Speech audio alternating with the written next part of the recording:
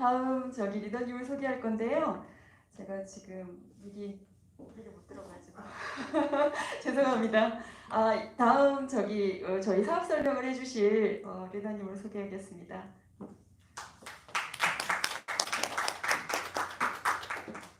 안녕하세요. 그린라디오 방승입니다.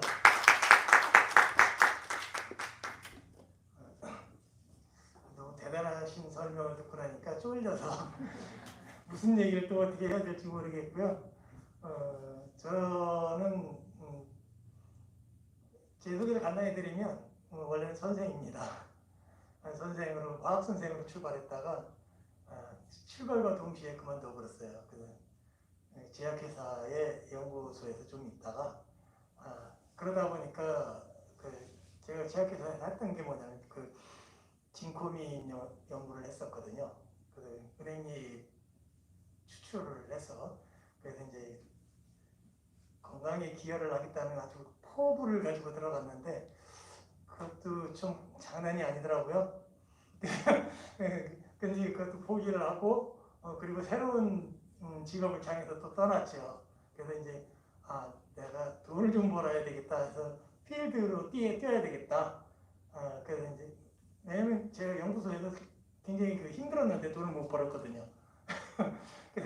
그때 이제 돈이 필요했어요. 그래서 돈을 벌어야 되겠다. 그래서 영업을 하기 시작을 했는데 영업을 한 20여 년을 했습니다. 잘 못하는 영업을 20여 년 하다 보니까 스트레스만 쌓이고 결국은 영업도 때려치고요. 영업도 때려치고 이제 사업을 해야 되겠구나. 그래서 시작한 게 무역업을 했고 무역업을 하다 망했고 그러다가 또 다시 최종적으로 들어간 게 볼링 작업도 시작했죠. 현금 장사는 망할 일이 없겠다. 현금 장사 망할 일이 없겠다고 했는데 그것도 망하더라고요.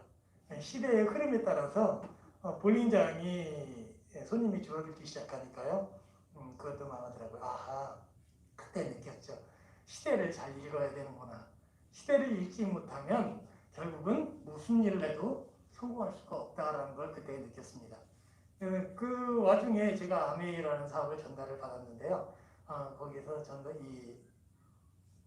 사실은 제 스폰서가 경쟁사 볼링장 사장님이세요.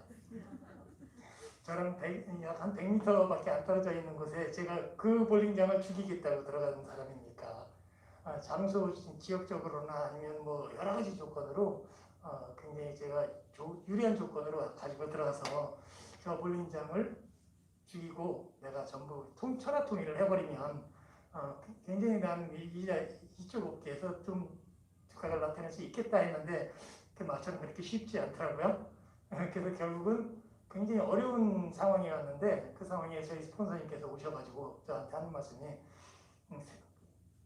아주 좋은 사업이 있답니다. 볼링장 하시기 참 힘드시죠? 그러더라고요. 그러지 않아도 힘들어 죽겠는데 약 올리는지 연장 지르는 일도 아니고 소리도 아니고 근데 그냥 예의상 네, 좀 쉽지 않네요 그랬는데 그때 계속 오는 거예요. 계속 오셔가지고 이 아메 얘기를 자꾸 하면서 책도 한번 갖다 주시고 그러는데 사실 그 책을 보지도 않았어요. 그냥 나가면은 예 알겠습니다. 한번 보겠습니다. 그리고 쓰레기통을 던졌죠. 근데 어느 순간에 와서 여기를 한번 보여주겠다는 거예요. 여기가 아니라 이제 그때는 저기 가양동이 있었는데 여기도 가양동이죠. 창고처럼 있는데 저쪽에 있던 그 창고 같은 건물이 하나 있었습니다. 거기를 한번 보러 가자. 물건도 사야 되니까. 그때 회원 가입을 했어요. 왜냐면 그 물건에 제가 선물 세트가 필요해서 저희 볼링장 하다 보니까 이제 고객들한테 선물도 나눠줘야 되고 선물 세트가 필요해서 회원 가입을 했는데 거기를 보러 가자 그래서 겸사겸사해서 거기서 물건 삽시다 그랬는데 거기 가보니까 조금 좀 생각이 좀 달라졌어요. 이런 게 사업이 될 수 있겠다라는 생각이 들었어요. 사업이라는 게 지금 굉장히 좋은 제품을 설명해 주셨잖아요. 근데 내가 그 제품을 만들려면 사실 불가능하거든요. 아주 전문 인력이 들어붙어서도 사실은 좋은 제품을 만들어내기 쉽지가 않습니다. 그럼 제품을 누군가가 안정적으로 공급을 해준다면 그때는 비즈니스라는 게 가능할 수도 있겠다라는 생각이 들었어요. 근데 자신이 없었죠. 자신이 없었는데 예, 그때 이제 이 세미나라든지 이런 데를 몇 번 따라와 봤어요. 근데 이 정도면은 할 수 있겠다는 거예요. 내 돈이 안 들어가잖아요, 첫째. 내 돈이 안 들어가는 거고 여기에 대해서 내가 내 노력만 투자하면은 최소한도 나을 일은 없겠다는 생각이 들었습니다. 그래서 저는 이 사업을 하기로 시작을 했고요. 사업 초기에 저희 집사람한테 굉장히 많은 저항을 받았어요. 저희 집사람은 공무원이었고 저는 그때 사업이 막 부도가 나는 입장에서 더 이상 사고 치지 말라고 하는 상황에서 뭔가 또 하겠다고 그러니까 이제 진짜 말리더라고요. 엄청난 태클을 걸더라고요. 그래서 그때 생각해낸 게 그때부터 제가 그랬죠. 그때는 세 개밖에 없었으니까. 제가 시작할 때 세 개밖에 없었거든요. 제가 좀 오래됐어요. 그 세제를 한번 써보라는데 안 써보는 거예요. 그래서 지금부터 내가 빨래하고 청소하고 밥하고 설거지하고 내가 다 할 테니까 살면 손 떼고 내가 하는 일에 대해서 건드리지 마라 그랬죠. 집사람 되게 좋았나 봐요, 이게. 그다음부터는 말을 안 하더라고요. 근데 그 뒤로 제가 지금까지 빨래하고 청소하고 설거지하고 바로 합니다. 너무 좋은 거는요. 디시드랍스를 그때부터 썼는데 지금까지 제가 맨손으로 디시드랍스를 사용을 하고 있거든요. 전 장갑을 못 껴요. 답답해서. 근데 주부습진도 안 걸리고 너무 좋은 경험을 제가 하고 있는 거죠. 그래서 저는 누군가 주부님들을 만나도 제가 이 횟수를 얘기하나요? 제가 지금껏 디시드랍스를 맨손으로 썼는데 주부습진이 안 걸립니다. 그러니까 자신 있게 말씀드리는 거니까 여성분들이 제일 무서워하는 게 그 주부습진이 제일 힘들어하는 거, 무서워하는 거거든요. 근데 그 부분 제가 자신 있게 말씀드리고 있는데 그걸로 인해서 사업의 기회가 될 수 있다는 것 또한 대단한 거죠. 이 그림이 참 저를 찡하게 만든 그림인데요. 청계천 그림입니다. 1965년대 그림인데 그때가 언제냐면 제가 초등학교 때 첫 번째로 서울을 구경한 그런 때가 그 시기예요. 그래서 이 사진을 보고 그런 때도 있었지 하는 생각이 들었습니다. 그때 1965년 그때 제가 서울에 수학여행을 왔는데 이제 서울역 앞에 전차가 있다. 전차가. 그때는 택시로 이렇게 시동 택시 있죠. 지금 키로 돌리잖아요. 그때는 이게 경운기 돌리듯이 이렇게 구멍에다 찔러가지고 막 돌리면 시동이 걸리는 그런 시절이었었어요. 시골에 살 때. 서울은 뭐 좀 달랐겠죠. 시골에서는 그런 차가 움직였어요. 근데 수학여행이라고 남산을 왔는데 그때 생각이 나서 웹서핑을 하다가 이 사진에서 그때 생각을 한번 해봐서 한번 사진을 한번 올려봤습니다. 제 과거가 한번 생각이 나서. 1965 그 당시에 제가 만화를 참 많이 봤었어요. 그 시골에서도. 그리고 뭐 비행기 만화에 비행기 타고 무슨 이렇게 비행기가 아니라 종이 비행기를 올라타고 저쪽 하는 그런 비행기도 만화도 있었고 여러 가지가 있는데 그때 이런 그림이 나왔다는 걸 제가 처음 알았습니다. 요즘 이것도 웹서핑을 하다 봤는데 2000년대가 되면 이런 세상이 올 거다라고 그때 얘기를 했대요. 만화가가 그린 거더라고 이게. 여기 보니까 좀 재미있어요.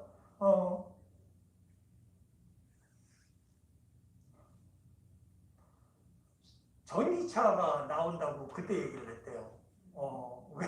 근데 지금 전기차 나왔잖아요, 진짜요? 지금 전기차가 나온다고 그때 예감을 했다는 거죠. 도로가 움직인답니다. 이거는 진짜 말도 안 되는 일이었잖아요. 근데 요즘 공항 가면 도로 움직이잖아요. 가만히 서 있으면 막 사람이 가잖아요. 도로가 진짜 움직인대요. 그래서 전철 타고 가다 보면은 지하철 타고 가다 보면 위로 올라가면 계단이 움직이잖아요. 계단이. 그래서 이거 참 대단한 거고요. 소형 TV 전화기가 생긴대요. 다 가지고 계시죠? 소형 TV 전화기. 이때 1965년도에는 전화기, 핸드폰도 없던 시절이었고요. 그때 공중전화도 교환을 통해서 밖에 할 수 없었던 전화기, 집에 있는 전화기도 막 돌려가지고 들면 교환이 나오죠. 교환이 나오면 집에 그 전화라도 있으면 대단한 건데 그 전화라도 있으면 저희 집에 제가 중학교 3학년 때 그 전화기가 처음 들어왔거든요. 막 그러면 교환 나오는 거. 내가 안 끊으면 절대로 상대방은 끊지 못하는 그런 사람이 같이 끊어줘야 돼요. 이게 그 전화가 종료가 되는 전화기였는데 그거 가지고 장난도 많이 치고 그랬는데요. 어쨌든 그런 시절이 있었죠. 수학여행은 달나라로 만듭니다. 아직은 실현이 안 된 얘기지만 언젠가는 이것도 실현이 될 것 같아요. 태양열을 이용한 집이 나온대요. 요즘 아파트나 지금 그 주차장 같은 데 보면은 태양열 지벽판들이 많이 설치되어 있죠. 그리고 단독주택 같은 데 보면 지붕에, 옥상에 태양열 많이 설치되어 있는 거 볼 수 있습니다. 그래서 그 태양열을 가지고 전기를 사용을 하죠. 여러 가지가 전자신문도 전파신문이 나오는데 전파신문이 야 진짜 대단한 거예요. 이런 상상을 할 수 있었다는 거. 이게 참 집에서 진료도 받고요. 그리고 집에서 공부한답니다. 이거 참 요즘에는 딱 이거네 이거. 요즘 집에서 다 공부하잖아요 학생들이요. 근데 이런 것까지 벌써 옛날에 예상을 했다는 게 상상의 힘이라는 건 참 대단한 것 같아요. 여러분도 혹시 상상을 한번 해보십시오. 미래를 상상하시고 그 미래를 상상한 대로 지금부터 만들어 나가고 그려 나가는 겁니다. 5년 후에 그럼 나의 삶은 어떻게 변해 있을까라는 그런 상상도 한번 해보시고요. 5년 후에 나의 삶은 어떻게 변해 있을까? 어떤 삶을 살고 싶습니까? 그 한번 그려보는 거죠. 상상에는 돈이 안 들어가잖아요. 어떤 상상이든지 가능하죠. 그래서 저는 옛날에 파이러트가 되고 싶었었습니다. 파이럿이 되고 싶었는데 그래서 공사를 가고 싶었는데 체격 조건이 맞지 않아서 결국 공사는 가지를 못했고요. 그 뒤부터 저는 늘 파이럿을 꿈을 꾸고 제 별칭에 제 닉네임은 항상 파이럿을 쓰는데요. 요즘 파이럿 쓰는 사람 많더라고요. 5년 후의 나의 삶은 어떤 삶이 될까? 어떤 삶을 살고 싶습니까? 5년 후의 삶이 지갑이 마르지 않는 그런 삶이 된다면 얼마나 좋을까요? 5년 후부터는 내가 지갑이 마르지 않은 삶을 살 수가 있다면 그러면 어떤 시간적인 여유도 있을 것이고요. 그리고 저는 이 정신적으로나 아니면 모든 것이 여유로워질 겁니다. 인심은 지갑에서 나온다고 하잖아요. 제가 그 사업도 해보고 그러니까 사람 진짜 경제적으로 어려워지니까요. 누군가한테 선의를 베풀고 싶어도 베풀 수가 없는 거예요. 그게 너무 안타까웠어요. 진짜 누군가한테 뭔가를 해주고 싶은데, 간절하게 해주고 싶은데, 하다못해 집사람한테 생일 선물을 하나 해주고 싶은데, 진짜 좋은 걸 해주고 싶은데요. 해줄 수가 없었어요.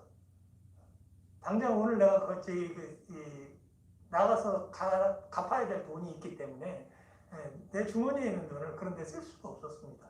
그래서 너무 힘든 거예요. 그래서 이게 지갑이 마르지 않는 그 지갑을 가지고 있다는 것이 저는 얼마나 좋은 일인지 그건 제가 그 피부로 느낀 사람이죠.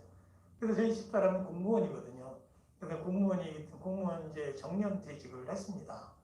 그래서 이 교육 공무원이 정년퇴직을 하면은 그냥 살기에는 무리는 없어요, 그냥. 근데 저하고는 상관이 없고 우리는 별도로 계산을 하니까 너는 네 돈, 네 돈, 내 돈, 내 돈 그래 별도 계산을 하니까 그건 네 돈, 그건 내 돈. 아메이 건 내 돈, 공무원은 네 돈. 그래서 저는 이제 아메이 가지고 평생을 살아갈 거고요. 집사람은 연금 가지고 평생을 살아가기로 약속을 했습니다. 지갑이 마르지 않는 것.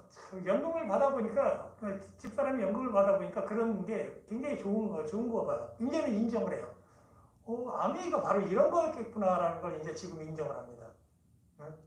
저는 월급 받고 일하는 월급 받을 때는 그런 얘기 안 하더니 놀면서 돈이 나오니까 이제 그걸 인정을 하는 거예요. 그래서 이게 내가 일을 안 하는데도 돈이 나오는 인쇄적인 소득이 나온다는 거는요. 진짜 누구나의 꿈입니다. 지갑이 마르지 않는 평생 부자가 되시기를 바랍니다. 사람들이 돈을 버는 방법은 여러 가지가 있는데요. 돈을 벌면서 어떤 돈을 버느냐면 일을 해서 돈 버는 사람이 있고요. 권리 소득을 받는 사람이 있어요. 권리 소득이라고 하는 건 뭐예요? 뭔가 내가 일을 하지 않지만 뭔가 수단을 제공하고 거기에 대한 대가를 받는 거잖아요. 그래서 예를 들어 권리소득이라는 것 중에 하나가 뭐냐면 인센트 로열티죠, 로열티. 내가 직접 재산권을 가지고 있다든지 아니면 요즘 저기 어떤 주부분들 보니까 오피스텔 투자를 많이 하시더라고요. 오피스텔 하나를 만들어 놓으면 그 집에서 50만 원이 나온답니다. 한 달에. 그러니까 그걸 몇 개를 만드느냐에 따라서 인생의 그 행복이 결정이 된다. 노후의 행복이 결정이 된다. 그런 어떤 아주 굳은 신념을 가지고 오피스텔에 투자를 하시는 분들이 꽤 많은 걸로 알고 있습니다. 근데 그게 사실은 굉장히 그것도 노력을 많이 해야 돼요. 오피스텔이 관리 안 하면 오피스 건물이 노후되고요. 거기서 지속적으로 수리도 해줘야 되거든요. 그러면 그 수리하고 뭐하고 하고 이것저것 다 하고 나면요. 나오는 돈이 실질적으로 50만 원이 안 나오게 되어 있습니다. 구조적으로. 그래서 거기서 한 20, 30%는 경비로 빠지고 뭐 이런저런 그래서 제외이 되거든요. 그래서 결국 50만 원이 아니라 30만 원 정도는 거기서 인컴으로 들어오는데 결국은 거기 또 자칫 잘못해서 뭐 이게 좀 잘못되면 리스크가 따라가잖아요.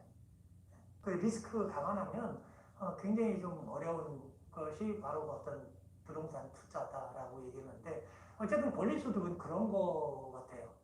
누구나가 다 소득을 가지고 싶어하는 권리소득. 그 대부분이 노동소득을 가지고 있습니다. 이 노동소득을 가지고 있는 사람이 95%고요. 권리소득 가지고 있는 사람은 약 5% 정도밖에 안 된대요. 진짜 부자들이죠. 진짜 부자들. 진짜 부자들은 5%의 사람들은요. 권리소득을 가지고 평생을 살아갑니다. 편안하게. 연금소득을 받는 사람들, 요즘은 주택 가지고 연금소득 하는 사람도 있죠. 주택연금은 가지고, 근데 그게 살기에 그렇게 넉넉할 정도가 나오질 않는 것 같아요. 그냥 겨우겨우 그날 굶어 죽지 않을 정도로 거기에다가 그 정도 수준인 것 같아서 충분하진 않다라는 생각이 좀 들어서 그건 아닐 것 같아요. 그건 아닌 것 같고 뭔가 내가 지금 여유롭게 내가 해외여행을 한번 가고 싶다 그러면 최소한도 그래도 돈 1,000만 원은 들어가야 하잖아요. 며칠 3박 4일을 가면 비행기 싸가고 뭐하고 해서 한 일주일 갔다 오려면 돈 1,000만 원 이상은 들어가야 되거든요. 근데 그 1,000만 원을 연금 받아가서 1,000만 원 갖다 내기는 좀 쉽지 않거든요. 그 연금 받아서 계속 저축을 해야 되는 거예요. 그걸 위해서. 그러면 좀 그것도 그렇게 쉬운 조건은 아니다. 그래서 권리소득의 진정한 권리소득이라는 것은 시간과 돈으로부터 구애받지 않고 할 수 있는 일. 그런 어떤 삶이 권리소득의 특징이 아닐까 하는 생각을 한번 해봅니다. 노동소득은 직장인이나 자영업 전문직이 노동소득이에요. 왜 자영업이나 전문직이 노동소득이지? 그렇게 생각을 했습니다. 처음에 제가. 근데 가만히 생각해 보니까요. 자영업자, 일 안 하면 돈 안 들어오잖아요. 가게문 안 열면 돈 안 들어오잖아요.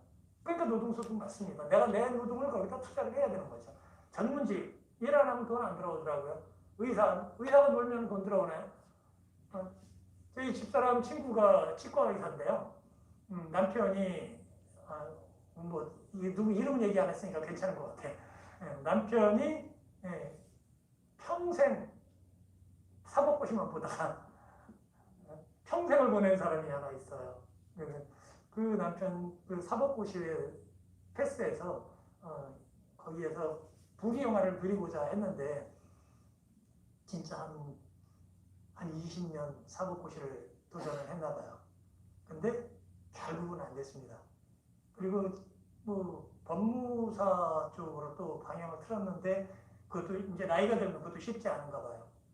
그래서 어쨌든 간에 지금까지 그 치과 의사를 그만두지 못하는 이유가 생계형이더라고요, 보니까.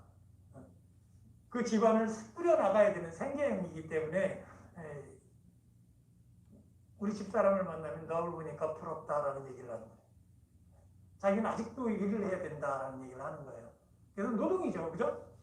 우리가 보기에는 굉장히 고소득자고 굉장히 편안한 삶을 살겠다 싶은데 사실은 아침부터 저녁까지 노동을 제공하지 않으면 그 돈은 안 나오는 돈이잖아요. 한 푼도 안 나오는 돈이잖아요. 결국 노동수익이죠. 그러니까 권리소득이라는 거는 이런 겁니다. 이자소득이라든지 배당소득, 부동산소득, 그리고 사업소득, 인쇄소득, 마케팅소득 같은 거죠. 그래서 어떤 시장을 만들어 놓으면 그 시장에 대한 권리를 가져가는 거잖아요.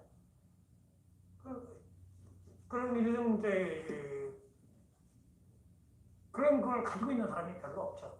그래서 세상은 95대 5의 그 비율로 세상이 분배되어 있다, 나눠져 있다라고 얘기를 하죠. 5%의 사람들은 굉장히 부유하게 그리고 권리수익을 받아가면서 사는 반면에 나머지 사람들은 95%의 사람들로서 노동을 제공하고 그 노동으로 인한 일당을 받고 살아가는 그런 부류로 분류가 되죠. 그 월급 소득은 근로소득이 월급으로 들어오면요 억대 연봉이라 할지라도요 그렇게 부유하게 살지 못해요. 저희 매형이 억대 연봉을 받아왔는 상황을 제가 알거든요. 억대 연봉을 받았답니다. 그 어느 순간에 억대가 됐대요. 근데 가지고 들어오는 돈이 보니까 500만 원에서 600만 원을 가지고 들어온답니다. 월. 깜짝 놀랐어요, 제가. 무슨 억대 연봉자가 5, 600만 원밖에 안 가지고 들어와? 그랬더니 이것 띄고 저것 띄고 가지고 오는 거 보니까 거기서 또 이제 그 품위 유지비도 들어가고 뭐 하다 보니까 억대 연봉이면 좀 하이 클래스잖아요. 그러니까 이 품위 유지비도 좀 많이 들어가더라고요. 그러다 보니까 본인이 집안에서 생활하라고 가지고 오는 돈이 한 달에 5, 600만 원밖에 안 되는 거예요. 억대 연봉. 참 허울전 억대 연봉이더라고요. 그래서 참 저건 아니다 싶었어요 그때. 저건 아니다. 근데 월세로 들어오면은 그 월 1,000만 원하고 월 근로소득 1,000만 원하고는 이게 억대하고는 이게 다른 거죠. 월세로 들어오는 1억은요 이거 어마어마한 돈이에요. 근데 근로소득 1억은요 진짜 아무것도 아니거든요. 1,000만 원은 아무것도 아니에요. 여기 월 1,000만 원이 들어온다고 가정해보고 월 1,000만 원이 월급에 들어온다. 이건 월세 이거는 내가 일을 안 해도 들어오는 거잖아요. 그 시간에 딴 거 할 수도 있잖아요. 다른 일에서 돈을 벌 수도 추가 소득을 얻을 수도 있는 거란 말이에요. 이제 사업소득에 대해서 한번 알아볼게요. 사업소득은 굉장히 많은 부류들이 회사들이 있죠. 맥도날드 이거 뭐 돈 많이 버는 회사들입니다. 유튜브 그리고 뭐고 있죠. 그리고 현대, 아마존, 삼성, 요즘 카카오가 뜨더라고요. 카카오 주식이 4만가를 치다면서요. 요즘 카카오가 엄청 뜨고 있습니다. 그 삼성을 앞질렀다고 하더라고요, 카카오가. 그래서 이 카카오가 별거 아니잖아요. 이게 카카오가 우리 뭐 카카오톡 하는 게 그게 무슨 돈이 되냐 그러잖아요. 근데 카카오톡이 가지고 있는 멤버가 어마어마합니다. 그 사람들이 멤버를 통해서 그 멤버를 통해서 이 카카오 프렌즈라고 하는 걸 유통을 시키고 있잖아요. 이것이 굉장히 많은 돈을 불러준대요. 그냥 쿠팡. 요즘 쿠팡 웬만하면 안 쓰시죠. 저도 물건 시킬 때는 쿠팡을 좋은 돈 쓰거든요. 근데 저녁에 시키면 새벽에 들어와요. 물건이. 얼마나 편해요. 제가 거기까지 가서 물건을 사서 가지고 오는 그런 수고를 덜어주는 그 대가로 가격은 조금 비싸도 상관이 없다고 생각합니다. 왜? 제가 가지를 않으니까. 근데 굉장히 비싸지도 않아요. 비싸지도 않은데 저녁에 시키면 새벽에 문 앞에 딱 갖다 놓고 물건 갖다 놨습니다. 핸드폰 문자 딱 날리고 가잖아요. 너무 편해요. 그래서 카카오 이 쿠팡도 많이 쓰죠. 스타벅스. 요즘 뭐 스타벅스 전국에 스타벅스 없는 곳이 없죠. 스타벅스 있는 곳에는 반드시 옆에 이디야가 따라간다고 하더라고요. 그러니까 스타벅스가 장소를 다 선정을 해놓고 사업이 이루어지는 걸 보면 저기는 사업성이 있겠다 싶으니까 처음에는 그랬어요. 요즘은 아니더라고요. 요즘은. 처음에는 스타벅스가 있는데 이디야가 따라간다라고 얘기했었거든요. 근데 요즘은 이디야가 지멋대로 막 가더라고요. 이제 사업 노하우가 생겼나 봐요.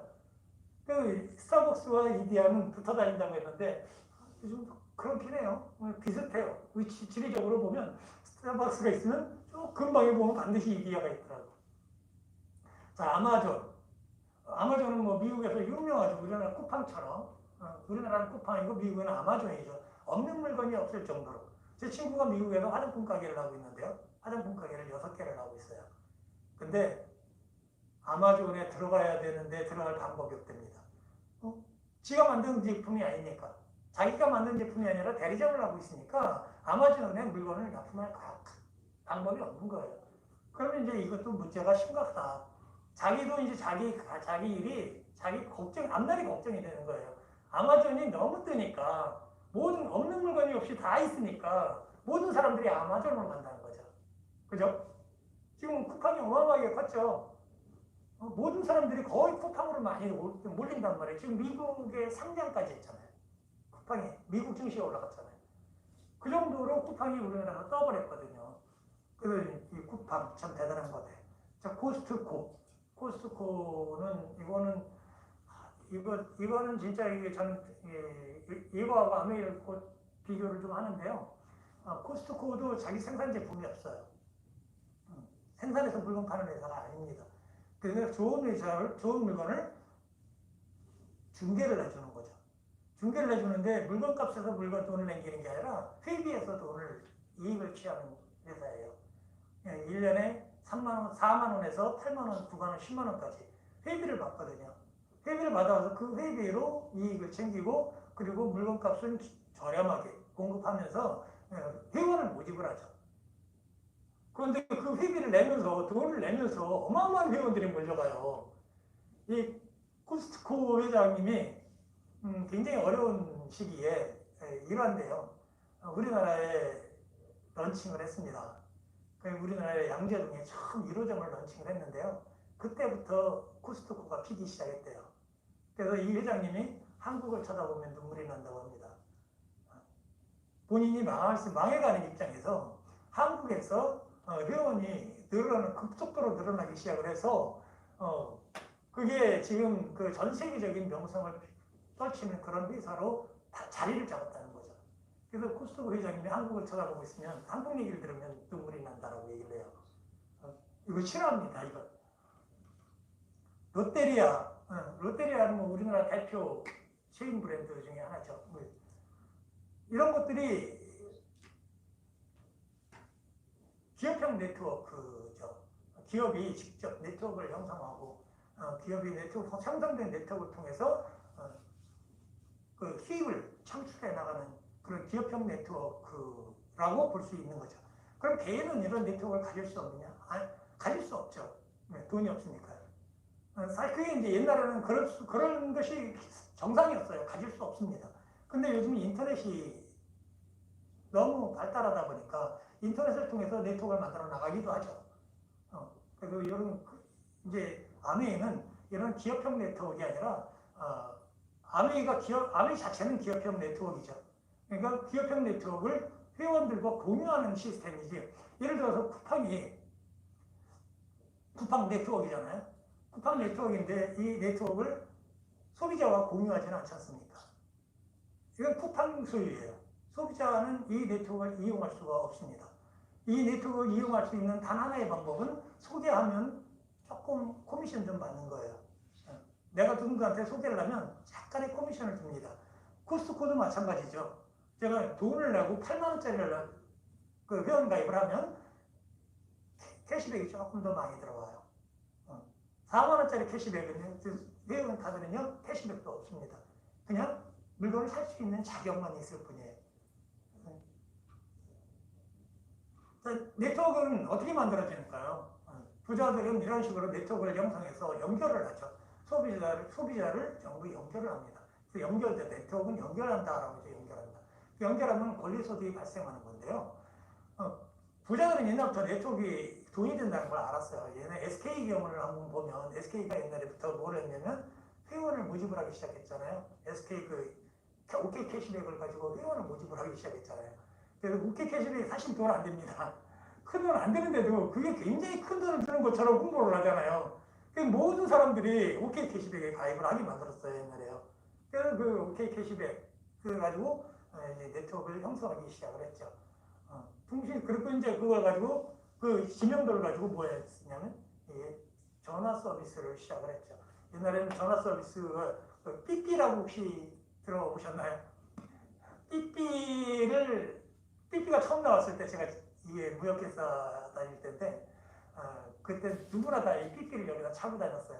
왜냐면 전화가 없으니까 핸드폰이 없으니까 그 본사에서 전화가 오면 그 삐삐로 삐르륵 하고 연락이 옵니다. 그럼 공중전화로 부지런히 뛰어가서 회사로 전화를 해야 돼요. 그 시간이 빨리 안 하면 너 어디서 뭐해 그러죠. 이게 족쇄를 차고 다니는 거거든요. 그러니까 다른 짓도 못하는. 그래서 그런 삐삐 시절에 통신 네트워크 거기에 대리 좀 했던 사람들은 지금 어마어마한 부자가 됐죠. 그 삐삐 회원을 모집했고 그 삐삐가 가입되어 있는 사람들이 핸드폰으로 넘어갔고 그 사람들이 점점 커졌죠. 옛날에는 특정한 사람들만 삐삐를 가지고 있었지만 지금은 대한민국 모든 국민들이 거의 초등학생들도 전화기를 가지고 있잖아요. 그렇기 때문에 5천만 대까지는 아니더라도 한 4천만 대 이상은 전화기가 공급이 되어 있지 않을까 싶어요. 그래서 전 세계에서 대한민국이 가장 이런 디지털 인프라가 잘 구축된 나라다라고 얘기를 하죠. 통신 네트워크를 가지고 성장한 회사가 바로 SK텔레콤입니다. 유튜브는요. 유튜브는 온라인 네트워크이죠. 유튜브 소비자하고 온라인으로 연결돼서 그 소비자한테 광고료를 갖다 지급을 해주니까 소비자가 막 늘어나는 거예요. 유튜버가 늘어나는 거죠. 유튜버가 막 늘어나니까 그 늘어나는 유튜버가 많은 거 그리고 또 다른 유튜버가 따라하죠. 굉장히 많은 유튜버가 생겼잖아요. 그 유튜버가 계속 또 다른 유튜버를 만들어내고 또 이걸 보고 또 다른 유튜버 이게 다 연결이 돼 있습니다. 그래서 이게 어디로 모아질까요? 결국은 유튜브 본사로 모아지죠. 그래서 이 광고비가 전부가 들어가는 게 아니라 일부는 본사로 들어가고 일부만 넘겨주잖아요. 그걸로 인해서 유튜브는 중간 수수료를 갖다가 계속 챙기고 있는 거죠. 네트워크가 살아있는 한, 유튜브란 네트워크가 살아있는 한 그 수수료는 계속 들어오게 돼 있겠죠. 그 엄청난 소득을 만드는 게 유튜브입니다. 구독자가 많아질수록 광고가 많이 붙고요. 광고가 많이 붙을수록 유튜브 본사는 돈을 벌죠. 물론 유튜버도 돈을 법니다. 유튜버가 버는 돈도 어떤 분은 굉장히 많은 돈을 버세요. 밥 안개라고 하시는 분은 막 욕만 하시는데도 막 돈이 엄청 들어온대요. 유튜브에다가 막 욕을 하세요, 여기 양반은. 근데도 구독자가 무지하게 많이 붙었어요. 그래가지고서 막 광고 수익이 막 들어오는 거예요. 요즘은 그런 얘기예요. 욕만 하는데 왜 돈을 주는 기업 그러죠. 자, 아메이가 또 하나의 네트워크를 형성하고 있어요. 그래서 아메이가 형성하고 있는 네트워크는 아메이가 하는 게 아니고 회원들한테 네트워크를 구성할 수 있는 권리를 이양을 했죠. 시스템은 관리해 줄 테니까 당신들이 네트워크를 만들어라. 그러면 거기다 모든 걸 아메이가 관리해 주겠다는 거예요. 권리를 이양을 해준 겁니다. 그것이 굉장히 쉽지 않은 거거든요. 이 소비자를 만들 수 있는 소비자에 대한 권리를 나한테 준다는 거는요, 일반적인 사업 방식에서는 절대 허용되지 않는 얘기입니다. 그 어마어마한 돈을 들여서 만든 회사에 그 막대한 부를 공유한다는 얘기잖아요. 누구와? 소비자와 함께 공유한다는 얘기잖아요. 그 공유가 말이 공유지 내 재산 내놓겠다는 건데 그거 진짜 저 같으면 안 했을 것 같아요. 절대 안 했을 것 같아요. 근데 생각해보니까 저희 굉장히 현명하고 굉장히 이 앞서가는 사고라는 걸 이제 깨닫기 시작을 했습니다. 왜요? 저 멤버들은요, 하나같이 굉장히 열정적인 소비자들이에요. 내 사업이니까. 저희 집에도 아메이 제품 아니면 다른 거 안 씁니다. 다른 거 대체할 수 없을 때만 다른 제품을 쓰지, 아메이 제품으로 대체할 수 있으면 전부 아메이 제품으로 대체가 가능해요. 그리고 TNA가 걸려도 나올 때까지 기다린다니까요. 빌려서 쓰다가 기다린다니까요. 근데 일반 소비자는 안 그러잖아요. TNA가 걸렸어? 물이 품절됐어? 그럼 다른 회사도 싸죠 뭐.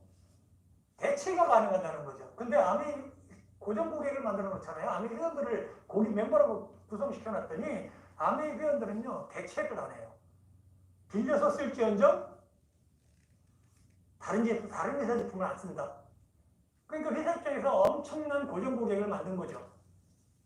굉장히 머리가 똑똑한 거라고 저는 봐요. 이 아메이가 진짜 앞을 내다보는 그 선견지명을 가졌다라고 아메이 회장님들을 제가 존경하는 겁니다. 야, 그 시기에 어떻게 이런 생각을 할 수 있었을까? 그 양반들이 쓴 책에서 이 더불어 사는 자본주의라는 책을 제가 봤을 때, 그 책이 진짜 그 눈물 났던 책이 그런 책들이에요. 누가 내 일자리를 걱정해주고, 누가 나한테 먹고 살 수 있는 길을 열어주겠냐는 거죠. 근데 더불어 살아야 된다는 그 개념이 사실은 공산주의거든요. 지금 중국이 하고 있는 뭐 전 국민의 그 모두의 부를 얘기해 더불어 산다는 얘기를 하는 거잖아요. 사실 공산주의 개념이 모두의 부, 더불어 사는 개념으로 가는 거거든요. 근데 그게 안 이루어지죠, 사실은. 모두의 부라는 개념을 가지고 넘어가면 열심히 안 하잖아요. 똑같은 돈을 주는데 내가 왜 열심히 일할 이유가 없잖아요. 열심히 일한 거에 대한 보다 많은 대가가 돌아왔을 때 열심히 일하는 건데 그게 안 된다는 거죠. 그래서 공산주의가 이게 성공하지 못하는 이유가 공산주의 국가들이 대부분 막 저소득 국가잖아요. 그래서 열심히 일을 안 하거든요. 근데 이게 아메리카는 뭐냐면 그걸 당신들한테 다 주겠다는 겁니다. 그러니까 열심히 일하죠. 내가 하는 만큼 내가 가져오니까 열심히 일하고 내가 제품 딴 데 안 쓰고 여기 거만 쓰고 설령 조금 좀 불만이 있어도 얘기 안 하고 사업이니까 좀 여러 가지가 이게 너무 좀 근데 제품마저도 좋아요 진짜. 제가 아메 제품을 써보면서 한 번도 실망한 적이 없습니다. 제가 진커민을 제가 만들었었는데요. 진커민을 만들다가도 진커민이 완제품을 이렇게 좀 검사하다 보면요 만족스럽지 않아요. 아까 그 성분 검사하는 거 이렇게 했는데 그 흡착제를 유리판에다 올려가지고 거기 있는 성분을 갖다가 용액에 넣고 딱 찍어 놓으면 쫙 올라갑니다. 올라가면 이 부분에 나타나는 그 선이 있어요. 그 선이 어디에 그 선에 뭐 어떤 성분이 있는 거예요. 여기에. 그 성분이 다 있어야 되거든요. 근데 은행잎을 찍으면 다 나옵니다. 근데 완제품을 가지고 찍으면 그 중에 한두 개가 빠져요. 그 제조 과정에서 없어졌다는 거예요. 그러니까 이거는 어떤 회사도 이건 피해갈 수 없는 그런 상황인데 참 아메리카 뉴트라이트가 참 대단하다는 게 그걸 다 살린다는 겁니다. 저는 그거 아주 뿅 봤어요. 진짜 뿅 봤어요. 이럴 수는 없다. 근데 그게 가능하다는 게 저는 진짜 대단한 회사라는 그 기술력이 대단하다는 걸 느낀 거죠. 그게 추출과 농축의 차이점이라는 거였어요. 추출이라는 건 용액 추출하다 보면 한두 가지가 빠지는 경우가 있어요. 그리고 또 그걸 갖다 정제하다 보면 또 빠져나가요. 근데 농축은 그냥 쫙 조그맣게 만들어버리는 거 아니에요, 그냥. 그러니까 당연히 다 있죠. 추출과 농축의 차이라는 걸 암에 와서 처음 배웠습니다. 나는 그때 추출 정제만 했는데 여기는 농축을 하더라고요. 그러니까 그냥 그대로 살아있는 거죠, 그냥. 진짜 대단한 회사예요. 이 생활 소비, 우리가 생활 소비자예요. 그죠? 살면서 뭔가를 갖다 쓰지 않으면 안 되는 소비자. 빨래 안 할 수 없잖아요. 샤워 안 할 수 없고, 머리에 안 감을 수 없잖아요. 어쨌든 우리가 살면서 꼭 필요한 물건들이 있다는 거죠. 그런 생활 소비자가 네트워크를 형성한 거고, 우리는 생활 소비자 네트워크라고 얘기를 하잖아요. 근데 각자가 권리를 가지고 있는 거예요, 권리를. 그러니 더욱 막강해지겠죠. 그런 사람들 보고 우리는 ABO라고 하잖아요. 우리 하나하나가 다 ABO죠. 아메이 비즈니스 오너죠, 오너. 우리가 이 얘기를 처음 들었을 때 내가 무슨 오너야, 그냥 소비자지 그랬는데 그때 처음에는 뭐 IBO 그랬죠, IBO. 인디펜던트 비즈니스 오너라고 했는데 오너라는 얘기가 조금 좀 이렇게 낯간지러웠어요. 근데 생각해보면 생각할수록 내가 오너라는 게 그게 자부심이 느껴지는 거예요. 그 네트워크가 크든 작든 그걸 소유할 수 있다는 건 오너잖아요. 소유한 건 오너예요. 소유를 못하는 사람이 소유한 사람이 있고 소유한 사람은 무조건 오너잖아요. 그럼 그 네트워크를 내가 소유를 했다는 거잖아요. 그러니까 그 네트워크 오너죠. 네트워크 비즈니스 오너예요. 여러분들 다 오너입니다. 저도 오너고요. 오너면 오너의 역할을 해야 되겠죠, 그죠? 오너로서의 사고방식을 가져야 되는데 대부분의 사람들이 오너의 사고방식을 갖지 못하는 데 문제가 있더라고요. 그래서 제가 아내가 잘 안 되고 뭐 그렇지 좀 제가 좀 힘들거나 그럴 때 그런 생각을 가끔씩 해요. 내가 오너 맞나? 내가 오너처럼 행동하고 있나?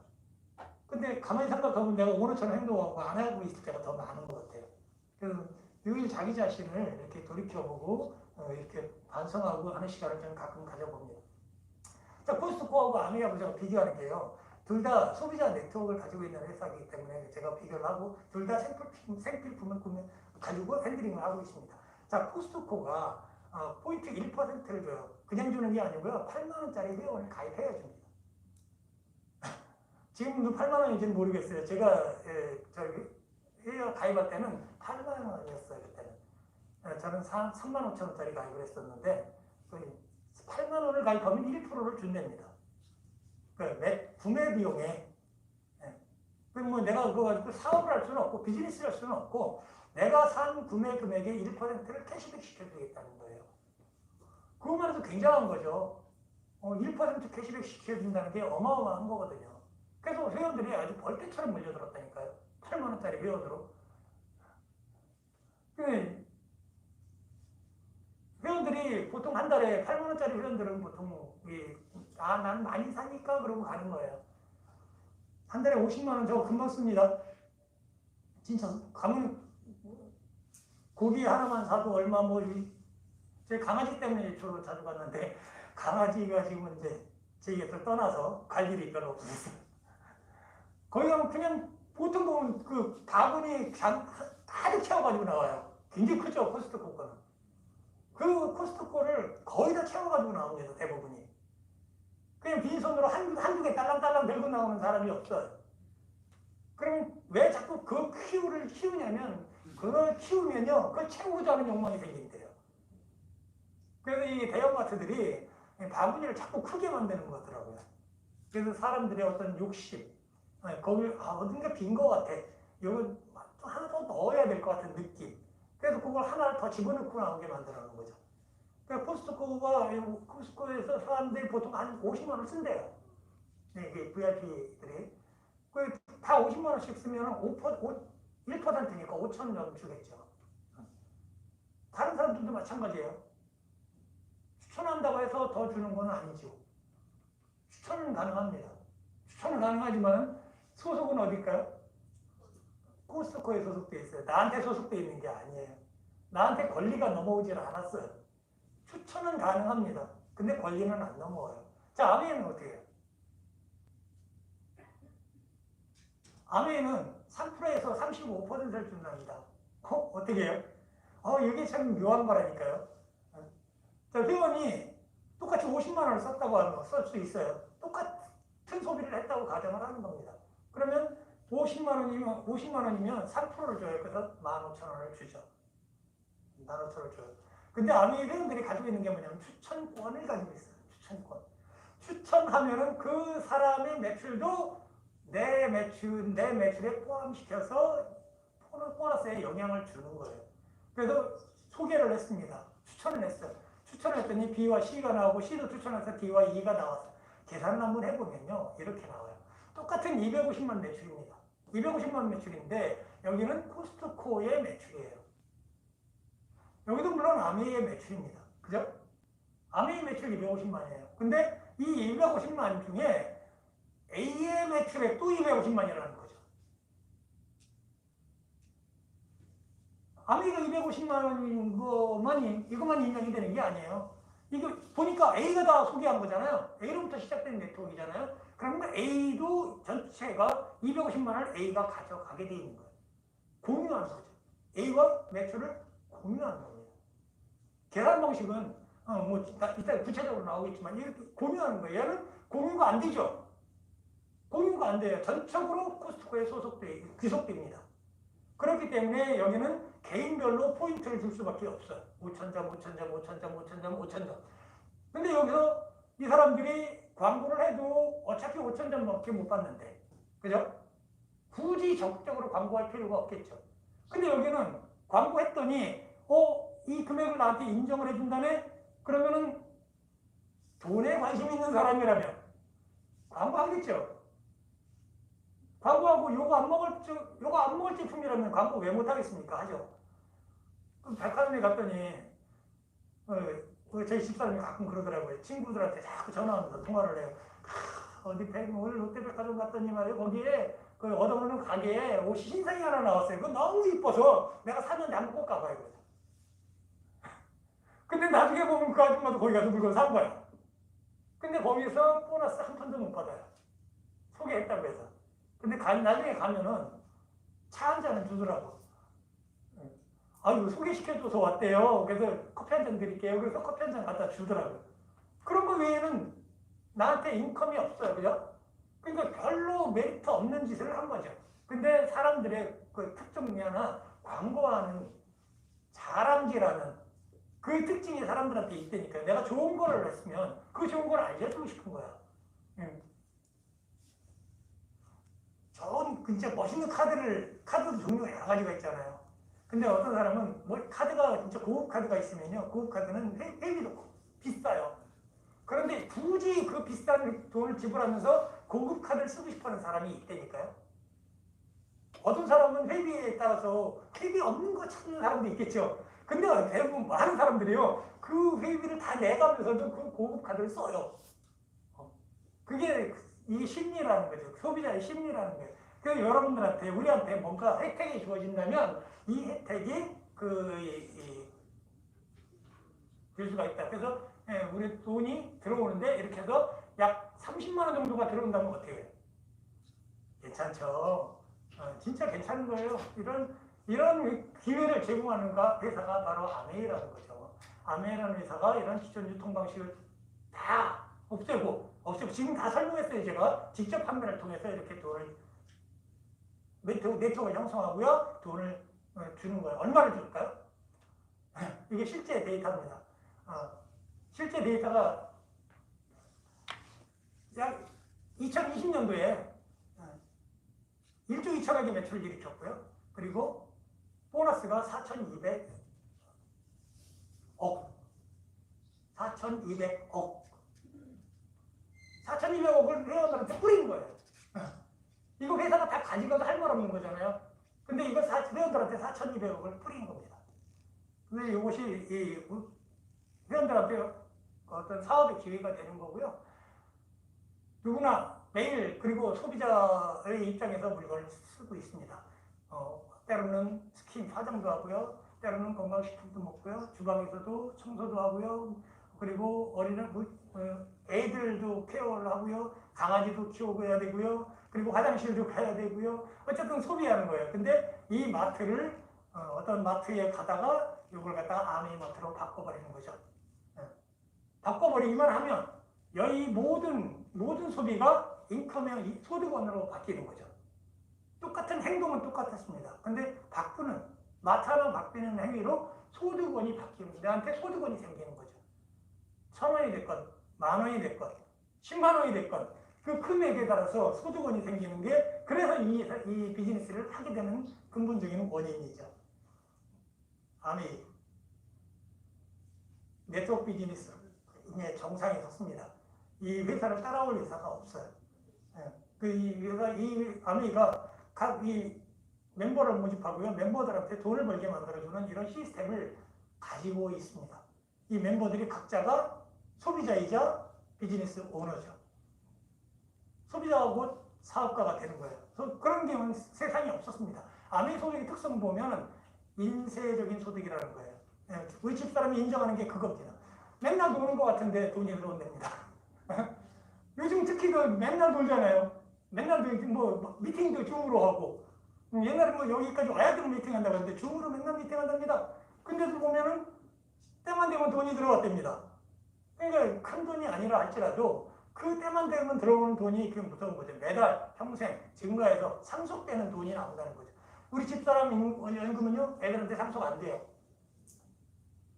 평생 나올 겁니다. 근데 절대로 상속은 안 됩니다. 그렇지만 제가 강조하는 건 뭐냐면 내 연금은 상속된다는 거죠.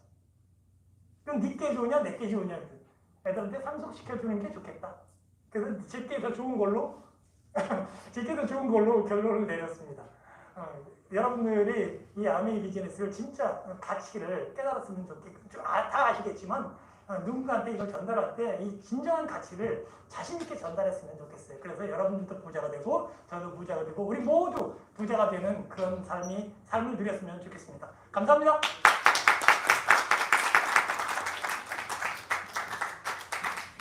네, 지금까지 사업 설명을 결정적으로 해주신 우리 방승백 리더님께 다시 한번 큰 박수 부탁드리겠습니다.